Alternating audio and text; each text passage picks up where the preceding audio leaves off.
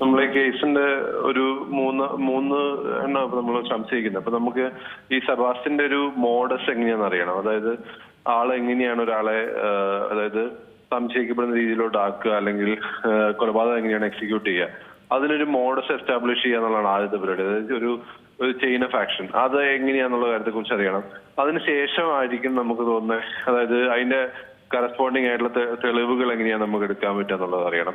പിന്നെ മൂന്നാമത്തെ കാര്യം വെച്ചിട്ടുണ്ടെങ്കിൽ ഇതിന്റെ അതൊക്കെ ഇനി എസ്റ്റാബ്ലിഷ് ചെയ്യേണ്ടതിരിക്കുന്ന കാര്യം വെച്ചിട്ടുണ്ടെങ്കിൽ ഈ വിക്ടിമും ഒഫൻഡറും തമ്മിലുള്ള ആ റിലേഷൻഷിപ്പ് എങ്ങനെയായിരുന്നു, അവര് സെബാസ്റ്റ്യൻ അത് എക്സിക്യൂട്ട് ചെയ്തിരുന്നത്, അല്ലെങ്കിൽ ഇത് ശരിയാണോ, ഇങ്ങനത്തെ കാര്യങ്ങളൊക്കെ നമുക്ക് ഇനിയും അറിയാനുണ്ട്. അപ്പൊ ഇതെല്ലാം അറിഞ്ഞാൽ മാത്രമേ നമുക്ക് മുന്നോട്ട് കൊണ്ടുപോകാൻ പറ്റുള്ളൂ.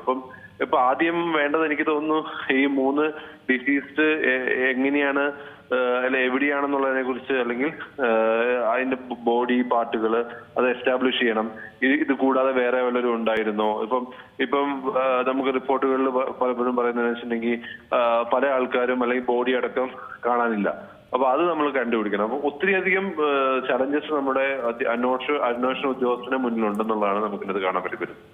ശേഖരിക്കുന്നത് പോലീസിനെ സംബന്ധിച്ചിടത്തോളം ഒരു വെല്ലുവിളിയാണോ? ശരിക്കും വെല്ലുവിളിയാണ്. പക്ഷെ അത് ഇമ്പോസിബിൾ ആണെന്ന് നമുക്ക് പറയാൻ വേണ്ടി പറ്റില്ല. എന്തുകൊണ്ടാ വെച്ചിട്ടുണ്ടെങ്കിൽ ഞങ്ങളെല്ലാവരും വിശ്വസിക്കുന്ന ഒരു തിയറി ഉണ്ട്. എന്തൊക്കെ പെർഫെക്റ്റ് ആയിട്ട് ചെയ്താലും അതിന്റെ അകത്ത് എന്തെങ്കിലും ഒരു ലൂപ്പ് ഹോൾ ഉണ്ടാവും. അപ്പൊ ആ ഒരു രീതിക്ക് ഞങ്ങൾ എപ്പോഴും പ്രതീക്ഷിക്കുന്നത്, അതായത് എത്ര പെർഫെക്റ്റ് ആയിട്ട് ഒരു മനുഷ്യനാണ് കുറ്റകൃത്യം ചെയ്യുന്നത്, ആ മനുഷ്യൻ എത്ര പെർഫെക്റ്റ് ആയിട്ട് ചെയ്താലും അതിനുള്ളിൽ ഒരു ഒരു ഒരു ഒരു ഘടകം ഉണ്ടാവും നമ്മൾ മിസ്സായി പോയിട്ടുള്ള. ആ മിസ്സായി പോയിട്ടുള്ള ഘടകം കണ്ടുപിടിക്കുക എന്നുള്ളതാണ് നമ്മുടെ ഏറ്റവും വലിയ പ്രശ്നം. അത് കണ്ടുപിടിക്കാൻ വേണ്ടി അന്വേഷണ ഉദ്യോഗസ്ഥർ പറ്റുമെന്നാണ് ഞാൻ വിശ്വസിക്കുന്നത്. ഒരിക്കലും ഒരു കേസും ഒരിക്കൽ പോലും ഇമ്പോസിബിൾ എന്ന രീതിക്ക് നമുക്ക് തള്ളിക്കളയാൻ വേണ്ടി പറ്റത്തില്ല. അപ്പൊ അതുകൊണ്ട് തന്നെയാണ് ഇപ്പൊ കത്തിക്കരഞ്ഞ് മൃതദേഹങ്ങള് എന്താ പറയാ ഫുള്ളായിട്ട് നമുക്ക് കിട്ടാൻ പറ്റാത്ത രീതിയിലോട്ട് പോയിട്ടുണ്ടാവും. അല്ലെങ്കിൽ എങ്ങനെയാണെങ്കിൽ കൂടെ ആ ഒരു ക്രൈം ചെയ്യണമെങ്കിൽ, അല്ലെങ്കിൽ ആ ക്രൈം ചെയ്തിട്ടുണ്ടാവണമെങ്കിൽ പല ഫാക്ടേഴ്സ് എന്നെ തോന്നുന്നുണ്ട്. ആ ഫാക്ടേഴ്സിൽ ഏതെങ്കിലും ഒരെണ്ണമെങ്കിലും അവിടെ എക്സിസ്റ്റിംഗ് ആയിട്ടുണ്ടാവും. ആ എക്സിസ്റ്റിംഗ് ആയിട്ടുള്ള ഫാക്ടറിനെ കണ്ടുപിടിക്കുക എന്നുള്ളതാണ് അന്വേഷണ ഉദ്യോഗസ്ഥൻ അല്ലെങ്കിൽ അന്വേഷണ ടീം എന്നുള്ള നിലയ്ക്ക് വേണ്ടത്. അതാണ് നമ്മൾ ചെയ്യുക.